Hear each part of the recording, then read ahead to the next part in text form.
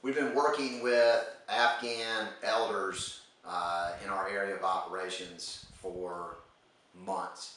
And we met with many of them most of the time, at least once a week, in some cases more than that.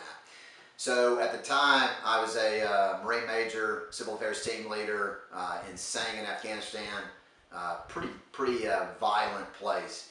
But what we were trying to do was root out Taliban insurgent influences, and we were trying to help the Afghan government be successful. And some of the things that we did is we would do small projects in various places around our area of operations. And some of these small projects could be something as simple as improving a small road. It could be putting in culverts. It could be medical supplies for a health clinic, any type of thing like that.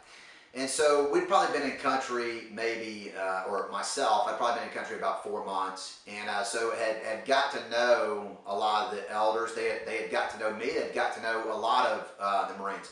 And pretty much every single one of them, because they were from this area, had been Taliban at once. I mean, that was the situation. That's what we were in. And the idea is that to get them to move away from being a part of the Taliban and join the Afghan government. So on one of these particular days, this one Afghan elder asked to speak to me in private, and he started to express how he was very disappointed that there weren't that many projects coming to his area, coming to his villages. And he goes on to explain that if he doesn't start seeing some projects over there and seeing some activity and seeing some funds and some money coming that way, that he knows where I patrol, he knows where I operate, and he is going to put some IEDs in place specifically to kill me. So clearly he's saying this to intimidate me, to make me, say like, okay, you're going to get as many projects as possible.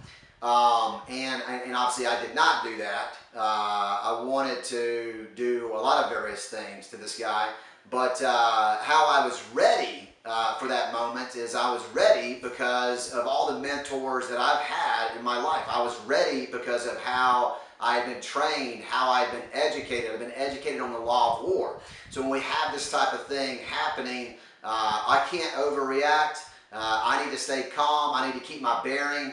This individual is just using the normal intimidation that can be used in that part of the world, and we've got to just work through that issue. So I obviously instruct him that, hey, we're pushing these projects out. We're being as fair as possible, and we'll see what happens. So there was no promises made. There was nothing like that.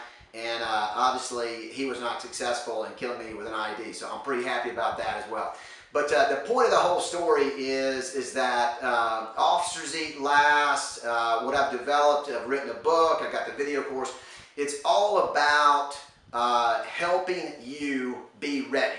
So I feel very, very fortunate to have been mentored, coached, led by just awesome individuals throughout my life, and I want to return the favor. I want to return the favor to you. And I feel like any individual who's in the business world and they aspire to be a manager, they aspire to lead a team, they aspire to lead a team to success, to win, create loyalty, all these wonderful things, is that they need to be transformed as they do that. And you need to study, you need to research, you need to have mentors, you need to have influencers, all those various things.